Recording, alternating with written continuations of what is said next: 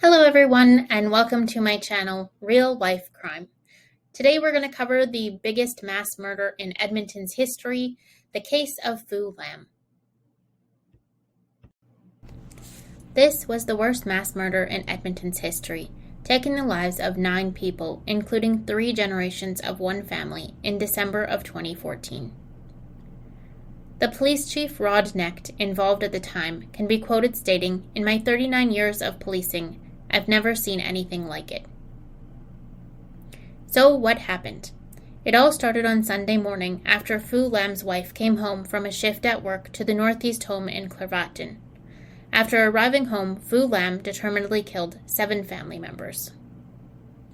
In that Northeast home in Clervaton, Phu Lam killed his wife, Thu Thuyen Trong, his son with Thuy, Elvis, Thuy's sister's daughter, Valentina, Thuy's sister, Than Ha Thi Trong, and Thuy Thuyen's and Than Ha Thi's parents, Van Dang Truong and Thi Dao Lei, as well as an acquaintance, Viet Nguyen, in the house.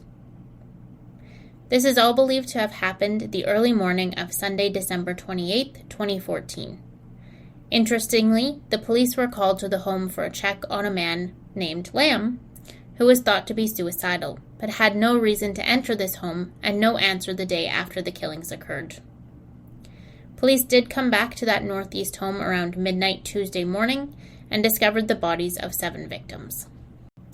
After the Sunday morning attack on 7 family members in the Northeast Clervaton home, there were further killings and important details that occurred. Monday morning, we know Lam dropped off 2 children, his daughter and a son of Than's, at relatives' home. They likely were at the Northeast home during these killings as well. Monday evening, police went to the Southwest home for a weapons call and found Cindy deceased. There was no specific connection between Cindy and Lam.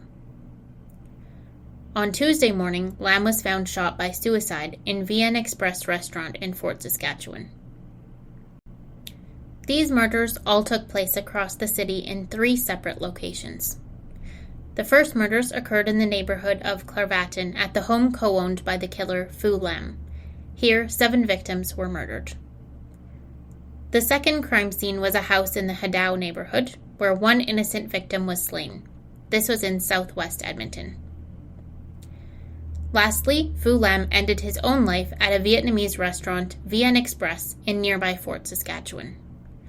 This was his ex-wife's restaurant, and he was working as a maintenance man here, so had a key to get in after hours. So what do we know about this incident and the investigation? We know a bit about Phu Lam and the background as to a reason for the mass murder.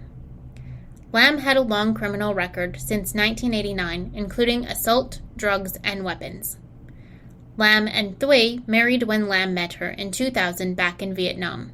Both her and her family moved here after marrying and were sponsored by Phu Lam. Lam found out his son Elvis was not his biological son, which started domestic issues of control and abuse against Thuy.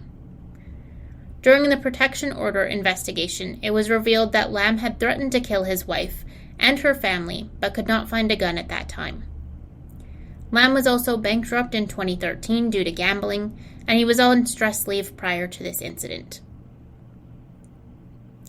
In regard to those killed so tragically, as mentioned, Lam had a criminal record and had threatened killing his wife's family prior. The mass murder took the lives of 9 people, including Lam, and 3 generations of one family, his wife's. Cindy, who was killed in the Southwest home, was not known to Lam. He went to this house to look for someone else, and when they couldn't be found, he killed her instead. Her kids and husband were in the house at the time, and her son opened the door to Phu Lam. This is super tragic. In terms of the incident that took place December of 2014 and what the investigation revealed, the gun was stolen and reported stolen back in Surrey in 2006. Police are unsure about the motive even years later, but they do assume that domestic violence, as reported previously, was a key to this instinct. All killings seem to be planned and deliberate. This was a horrible crime and the worst mass murder in Edmonton history to date. It is tragic how the life of Lam's wife was made so difficult by this one man's jealousy over his son not being his biological son, causing this tragedy to unfold. It is sad that 8 people had to be murdered due to this one man's actions. My condolences deeply go out to all of the families involved in this tragic incident that occurred. If you or anyone you know is suffering from domestic violence or suicidal thoughts, please do have them seek help. If you enjoyed this video, please like and subscribe to Real Life Crime, my channel. Comment below as well on any other new cases that you'd like me to cover, as I am always looking for new content and interesting stories. Thank you guys for watching, and see you next time.